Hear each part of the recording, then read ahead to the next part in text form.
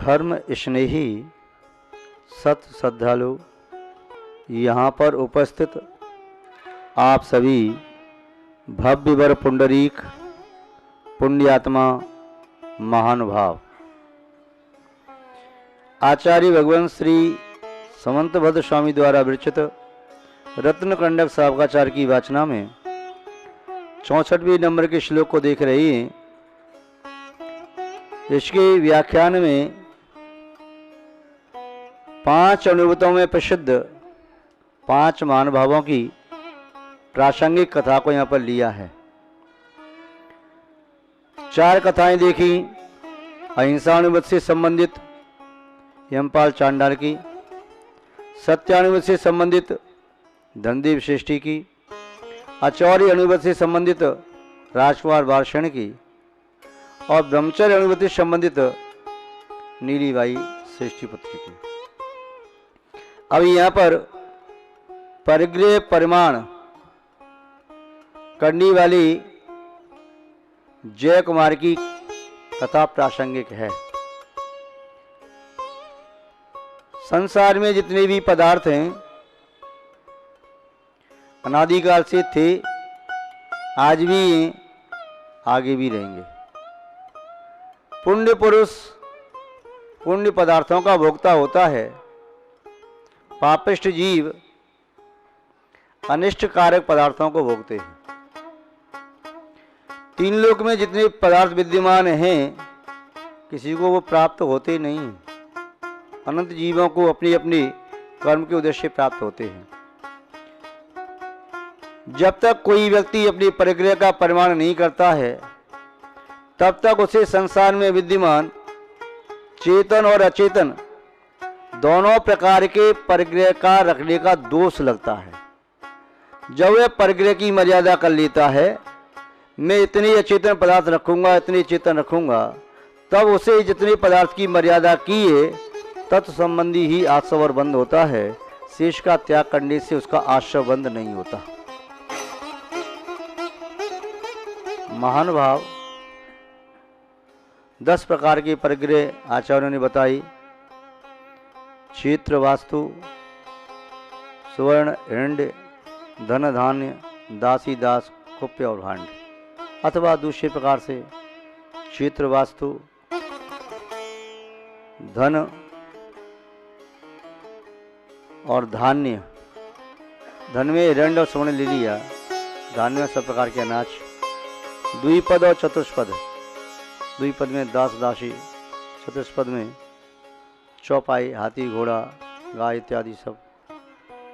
यान और वाहन, वर्तन और वस्त्र आदि, भांड्य कुप। ये 10 प्रकार का परिग्रह होता है, बाह्य परिग्रह। इस बाह्य परिग्रह की सबको मर्यादा कर लेना चाहिए। मैं अपने जीवन में कितने खेत रखूंगा, कितने मकान रखूंगा, कितना सोना चांदी धन आदि रखूंगा, कितनी गाय भैंस आदि चौपाई रखूंगा, कितने नौकर नौकरानी रखूंगा, कितनी वस्त्र रखूंगा, कितने बर्तन रखूंगा, कितने वाहन यान आदि शैया आसन रखूंगा, सबकी मर्यादा कर लो। मर्यादा करने से जितने का आपने त्याग कर दिया है, उस संबंधी पाप का आश्रव आपको नहीं होगा। जितने की आपने मर्यादा की है, उस संबंधी राग द्वेष मोह होने से पाप का आश्रव होगा, शेष का आश्रव छूट जाएगा। गाय के गले में पड़ी हुई रस्सी, वह गाय वहीं तक जा सकती, जहाँ तक रस्सी जा सकती है, उसके आगे वह किसी के खेत को उजाड़ नहीं सकती। वह आगे का खेत उजाड़ नहीं सकती तो वह डंडे भी नहीं खाएगी। यदि आगे जाएगी तो खेत उजाड़ सकती है और उसका दंड को फल भी भोग सकती है। ऐसे ही हमारी आत्मा जितना अल्प परिग्रह रखती है, तो अल्प आरंभ परिग्रह करने वाला व्यक्ति मनुष्य आयु को प्राप्त करने वाला होता है। अल्प आरंभ परिग्रह करने वाला व्यक्ति दीवायु का बंधक होता है। और बहु आरंभ परिग्रह तुम नारकशा, बहुत आरंभ बहुत परिग्रह करी तो नरक आयु का बंधक होता है। उसमें छलकपट की प्रधानता हो तो त्रंच आयु का बंध होता है। महानुभाव परिग्रह परिमाण अनुवत का पालन करने वाले अनेक श्रावक और श्राविका हुए। प्रथमानुग का स्वाध्याय करने पर ज्ञात होता है त्रियंचों ने भी परिग्रह का परिमाण किया। हाथी आदि शेर आदि जीवों ने भी 5 अनुवतों का पालन किया। मनुष्य तो बुद्धिजीवी है। यह तो चारों गति के जीवों में सबसे ज्यादा श्रेष्ठ ज्ञानवान है। विचार कर सकता है, चिंतन कर सकता है, सोच सकता है किसी भी विषय में। इसके पास स्वस्थ स्वच्छ मन है। जिस मन से विचार करने पर साथ से पुण्य का आसव किया जा सकता है, पाप से बचा जा सकता है। ये व्यवस्था त्रियंचों में नहीं, नारकी और देवों में नहीं। क्योंकि नारकी और देव वृत्ति बन नहीं सकते, त्रियंच बन सकते हैं, किंतु उनके पास उतना विचार नहीं है। उसे मजबूरी में वह सब सहन करना पड़ता है जो उसका मार्ग से व्यवहार करता है। गर्मी, सर्दी, बरसात के दुख सहन करता है, बोझा ढोना, भूख प्यास के दुख, मार सहन करना, वह बहुत पराधीन है। किंतु मनुष्य पुण्य के उद्देश्य से अच्छे कुल में पैदा हुआ, अच्छी संगति प्राप्त हुई, उत्तम देश में जन्म लिया, निरोग शरीर है, बुद्धि भी अच्छी है, देव शास्त्र गुरु का सानिध्य भी मिल गया, और इतना होने के बावजूद भी यदि अपने आप को परिग्रह की कीचड़ से, परिग्रह के दलदल से न निकाले तो यह उसकी मूर्खता है। अन्यथा उसे कोई बड़े बड़े व्रत नियम संयम पालन न कर सके, कोई बात नहीं, यह तो फ्री का पुण्य मान के चलो, मुफ्त का पुण्य है। डेली अभिषेक नहीं कर पाओ, कोई बात नहीं, डेली पूजा न कर पाओ, चलो कोई बात नहीं, डेली जाप नहीं लगा पाओ, कोई बात नहीं, डेली दान नहीं दे पाओ, कोई बात नहीं है, पर्वों में उपवास नहीं कर पाओ, चलो कोई बात नहीं, स्वाध्याय नहीं कर पाओ, चलो कोई बात नहीं, किंतु कम से कम परिग्रह की मर्यादा तो कर सकता है। इसमें क्या बिगड़ता? ये तो सहजता में इतना पुण्य प्राप्त किया जा सकता है कि इस पुण्य के माध्यम से भी वह एक दिन मोक्ष मार्गी बन सकता है। तो महानुभाव 10 प्रकार के परिग्रह का इसने प्रमाण किया है। वह अतिचार भी अपनी व्रतों में नहीं लगाता। तो 10 प्रकार के परिग्रह का प्रमाण करने वाले अनेक पुरुष हुए। उनमें यहाँ पर आचार्य भगवान समन्वय स्वामी जय कुमार को प्रसिद्ध मानते हैं। मातंगो धन दिवस्य वारसेण सतपर नीली ये संप्राप्ता पूजातिश उत्तमम। जय कुमार ने परिग्रह प्रमाण अणुव्रत का पालन करके देवों के द्वारा पूजा को, अक्षय को, दिव्य रत्न आदि को प्राप्त किया, लोक में प्रशंसा को प्राप्त किया। कौन थे जय कुमार? उनके संबंध में संक्षेप में देखते हैं। आपको ज्ञात है प्रथम तीर्थंकर धर्म प्रवर्तक ऋषभदेव स्वामी हुए, किंतु प्रथम तीर्थंकर को प्रथम आहार देने वाले दाता राजा सोमप्रभ और युवराज श्रेयांश को जाति क्षण हो गया और उसने विधि जान करके कि ये भगवान ऋषभदेव तो पूर्व में मेरे पति थे, मैं इनकी पत्नी थी, ये वज्रजंग थे, मैं श्रीमती थी।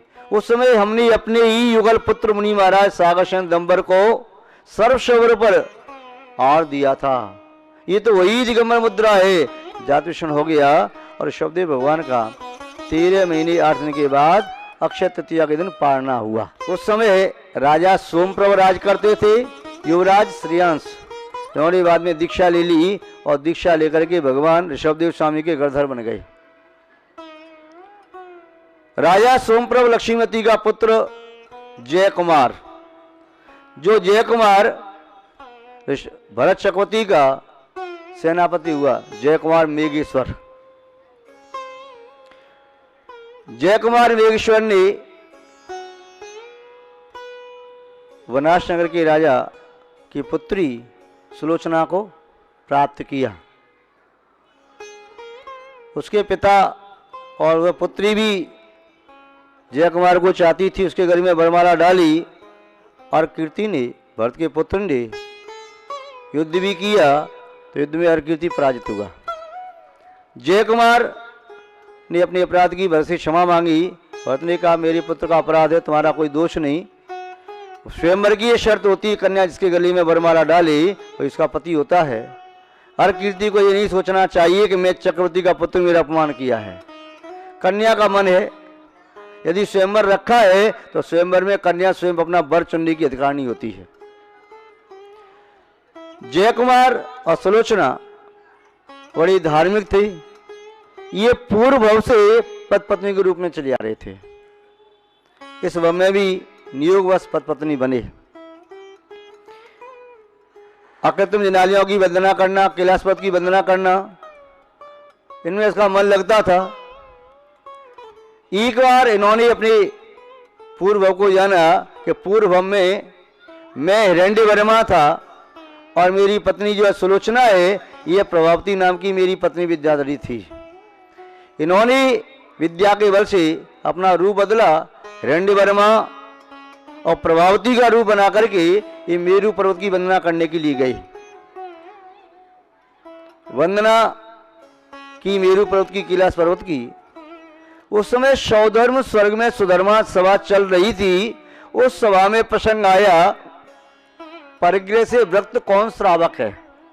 जैसे परिग्रह परमाण का व्रत लिया है और उसमें अतिचार भी नहीं लगा रहा। सौधर्म ने कहा, वर्तमान काल में कुरजांगल देश सतनापुर नगरी का जो राजा है जय कुमार और सुलोचना, वे अपने परिग्रह परमाण व्रत का यथार्थ पालन कर रही हैं। रतिप्रभ देव ने कहा, ऐसा कैसे हो सकता है, जो भरत चक्रवर्ती का सेनापति हो उसके पास तो अपार धन संपत्ति होगी और कई रानियां होंगी, उसका मन भी लोभी होगा धन के लिए, रानियों के लिए। सौधर्म ने कहा, नहीं, वह शुद्ध समग्र दृष्टि है और परिग्रह परमाण व्रत का निष्ठा से पालन कर रहा है। रतिप्रभ देव ने कहा, मैं उसकी परीक्षा लेने के लिए जाता हूं। रतिप्रभ देव परीक्षा लेने के लिए वहां से चला, स्वर्ग से चल करके आया और ये एक कन्या का रूप बना करके जय कुमार के सामने पहुंचा। निवेदन किया कि आप बड़े धर्मात्मा हैं, कृपालु हैं, दयादृष्टि करने वाले हैं, समर्थ हैं, पूर्व पुण्य के माध्यम से सब पर दया करते हैं, कृपा करते हैं, मुझ पर भी दया करो, कृपा करो। जय कुमार ने पूछा, क्या बात है, अपनी बात कहो। उसके बाद में विचार करते ही कि आप दया की, करुणा की, कृपा की पात्र हैं या नहीं। उसने कहा, जब नमी से आपका युद्ध हुआ उस समय युद्ध में जीत करके नमी मुझे ले गया और मैं उसकी अंगना बनी, किंतु मैं उसे पसंद नहीं करती। मैंने शुरू से ही आपको अपना जीवन साथी माना है, मैं आज भी आपको मानती हूं। मेरे साथ ये 3 कन्याएं हैं, यह भी आपको अपना पति मानना चाहती हैं और आप हमें स्वीकार करो। नमी की मृत्यु कुछ समय बाद हो जाएगी, आप उसकी चिंता न करो। नमी का पूरा राज भी आपका हो जाएगा। मैं नमी की रानी हूं, मुझे स्वीकार करो, तीनों कन्या को स्वीकार करो, पूरा राज स्वीकार करो। जय कुमार ने कहा, ये तो नहीं हो सकता, ये तो असंभव है। मतलब यही कि मैं आपको स्वीकार नहीं कर सकता, नमी का राज स्वीकार नहीं कर सकता और इन कन्याओं को भी स्वीकार नहीं कर सकता। मैंने एक पत्नी व्रत लिया है, सुलोचना मेरे पास है, इसके अलावा मुझे दूसरी पत्नी की आवश्यकता नहीं है। 3 लोक में चाहे कितनी भी सुंदर देवांगना जैसी हो, तब भी मैं उन्हें नहीं चाहता। राज्य वैभव मुझे मेरे पुण्य से प्राप्त हुआ है, उतना मेरे लिए पर्याप्त है। मैं किसी के राज्य की इच्छा नहीं करता। वह जो कन्या के रूप में आई थी, 3 कन्या साथ में लाई थी, वह स्त्री बोलने लगी, यदि आपने मुझे स्वीकार नहीं किया तो समझ लेना आपके साथ क्या हो सकता है। जय कुमार ने कहा, क्या हो सकता है? जो कुछ भी हो, मैंने परिग्रह का प्रमाण किया है, मैं उस परिग्रह के प्रमाण का उल्लंघन नहीं कर सकता। मैं आपसे पुनः कह देती हूं कि आप मुझे स्वीकार करो, इसमें आपकी भलाई है। आपने मेरा तिरस्कार किया, मुझे स्वीकार नहीं किया और राज भी मैं आपको देना चाहती, नहीं स्वीकार किया, तो आपको इसका बहुत बड़ा मूल्य चुकाना पड़ेगा। जय कुमार ने कहा, मुझे इसकी परवाह नहीं है, मैं धर्म को नहीं छोड़ सकता, अपने व्रत नियम संयम को नहीं तोड़ सकता, चाहे भले ही मुझे मृत्यु को ही गले क्यों न लगाना पड़े। किंतु जय कुमार उस उपसर्ग को क्षमता से सहन किया। जब उपसर्ग में भी वे चलायमान नहीं हुआ तो वह स्त्री अपने असली रूप में आती है, रतिप्रभ देव के रूप में आती है, उनके चरणों में प्रणाम करती है। महोदय, आपके परिग्रह परमाण व्रत की चर्चा जैसी सौधर्म सर की शर्मा सभा में सौद इंद्र के श्रीमुख से मैंने सुनी थी, उसी प्रकार आपको पाया। धन्य आपका परिग्रह परमाण व्रत। और वह देव जय कुमार सुलोचना की पूजा करता है, स्तुति करता है और पुष्प वृष्टि आदि करता है, रत्न के साथ भेंट करता है। जय कुमार कहता है मुझे इससे कोई सरोकार नहीं, मुझे ज़्यादा परिग्रह नहीं चाहिए, न मुझे स्त्री आदि परिग्रह चाहिए, न मुझे धन आदि परिग्रह चाहिए। मेरा परिग्रह परमाण व्रत है, उसे मैं यावत जीवन निभाऊंगा, उसे मैं खंडित नहीं करूंगा, चाहे मेरे प्राण भी जाएं तो चले जाएं। जय कुमार की ऐसी निष्ठा को देख करके वह देव कृत हुआ, उसकी पूजा भक्ति करता है और भेंट भी करता है, तो भेंट स्वीकार नहीं की जय कुमार ने, और वह अपने स्वर को लौट के चलाता है। जय कुमार सुलोचना कुछ समय तक राज्य अवस्था में रहती हैं। बाद में जय कुमार संसार शरीर भोगों से व्यक्त होकर के दीक्षा को स्वीकार करता है और दीक्षा स्वीकार करके तपस्या की और भगवान ऋषभदेव की सभा में समोषण में शायद 72वें नंबर के गणधर के रूप में वह विराजित हो गए।